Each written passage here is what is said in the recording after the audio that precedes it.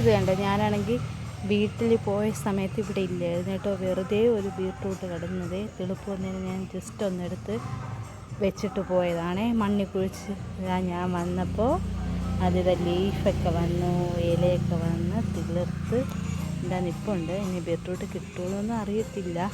ഇങ്ങനെ ഈ പരുവായിട്ട് നിൽപ്പുണ്ട്. അടുത്തതും ഇങ്ങനെ തിളുപ്പൊക്കെ വന്നിട്ടുണ്ട്. വേറൊന്നു കൂടി വെച്ചിട്ടുണ്ടായിരുന്നു, അതും ചെറിയ തിളുപ്പൊക്കെ വന്നിട്ടുണ്ടായിരുന്നു. 2 എണ്ണം അഴുകിപ്പോയായിരുന്നു കേട്ടോ. ഇതും നശിച്ചു പോയി, അതും കിട്ടിയില്ല, ഇതും കിട്ടിയില്ല. ഇതിങ്ങനെയാണോ നടാനുള്ളതെന്നൊന്നും എനിക്കറിയത്തില്ല. ഞാൻ പിന്നെ വെറുതെ ഒരു നേരം പോക്കിന് വേണ്ടി ഇങ്ങനെ ഒന്ന് പരീക്ഷിച്ച് നോക്കിയതാണേ. അപ്പോൾ എന്തായാലും റെഡിയായിട്ട് വന്നിട്ടുണ്ട്. ആ സമയത്ത് ഇവിടെ ഫുള്ള് കാട് പിടിച്ച് കിടപ്പുണ്ടായിരുന്നു. ഇപ്പം ഞാൻ തൂത്ത് എല്ലാം നന്നായിട്ട് ക്ലീൻ ചെയ്ത് വൃത്തിയാക്കി എടുത്തിട്ടുണ്ട്. ഇവിടെയൊക്കെ നന്നായിട്ട് തൂത്ത് നന്നായിട്ട് ക്ലീൻ ചെയ്തെടുത്തിട്ടുണ്ട്. പിന്നെ കുറേ ചെളി കിടപ്പുണ്ട്, അത് അവിടെ നിന്ന് മഴയത്ത് ഇങ്ങനെ വരുന്ന വെള്ളത്തിൻ്റെയാണ്. കുട്ടന്മാർ എന്ത് ചെയ്യണമെന്ന് നമുക്ക് നോക്കാം. ഇതിനകത്ത് 2 മീൻ ഇട്ടിട്ടുണ്ടായിരുന്നു, കണ്ടോ, നിങ്ങൾ കാണാമോ എന്നറിയത്തില്ല. ആ വെള്ളത്തിനകത്ത് ഇങ്ങനെ ഇടുന്ന ഒരു മീനാണ്. നിങ്ങൾ കാണാൻ പറ്റുന്നോ എന്ന് എനിക്കറിയത്തില്ല. ഞാൻ സൂം ചെയ്ത് കാണിച്ചു തരാമേ. സൂം ചെയ്താലും കാണാൻ ആ ഒരു കുമ്പള പോകുന്നുണ്ടോ, അവിടെ മീൻ കിടപ്പുണ്ട്. മഴ പെയ്യുന്നുണ്ട്, അതാണ് വെള്ളത്തിൽ ഇങ്ങനെ ചെറിയ ഓളം, അതുകൊണ്ടാണ് നമ്മൾ കാണാൻ പറ്റാത്തത്. 7-8 മീൻകുട്ടന്മാർ ഇതിനകത്ത് കിടപ്പുണ്ട്. അപ്പോൾ എല്ലാവരും നല്ല ഹാപ്പി ആയിട്ടിരിപ്പുണ്ട്. പക്ഷെ വലുതായിട്ടൊക്കെ ഉണ്ട്. ചെടി ഇത്രയും ഇതൊരു ചെടി പോലത്തെ ഒരു വാഴപ്പൂ ഇങ്ങനെ ഒരു സാധനമാണ്, എൻ്റെ പേരൊന്നും എനിക്കറിയത്തില്ല. അപ്പം ഞാൻ പോയിരുന്ന സമയത്ത് ഈ ചെടിച്ചട്ടിക്ക് അതൊന്നും ഇല്ലായിരുന്നു. ഇത് താനേ തന്നെ തിളപ്പ് വന്ന് ഇതാ ഇങ്ങനെ ആയിട്ടുണ്ടേ.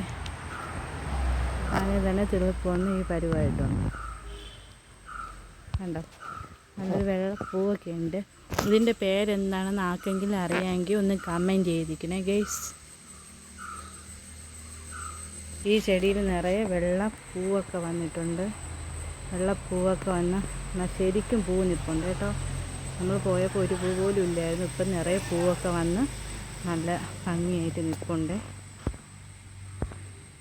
കണ്ടോ, നിറയെ ഭംഗിയായിട്ട് നിൽപ്പുണ്ട്. വന്ന് നമ്മൾ പോയപ്പോൾ ഒരു പൂ പോലും ഇല്ലായിരുന്നു. 3 ദിവസം കൊണ്ടാണ് ഇത് നിറയെ പൂവായിട്ടുണ്ട്. രാവിലെ നിറയെ ചക്കയായിട്ടുണ്ട് ഗൈസ്.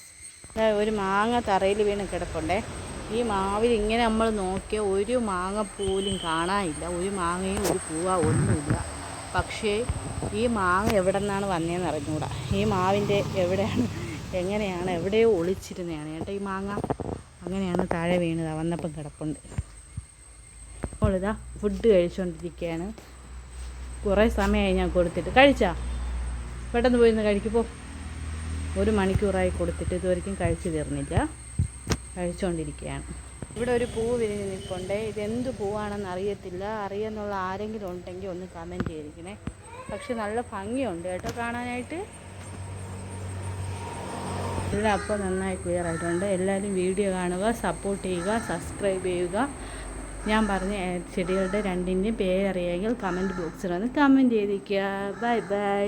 ഇത് ഉച്ചയ്ക്ക് ചെറുതായിട്ട് എടുത്തൊരു വീഡിയോ ആണ് കേട്ടോ, ജസ്റ്റ് ഇവിടെ നിന്നൊക്കെ കാണിക്കാൻ വേണ്ടി.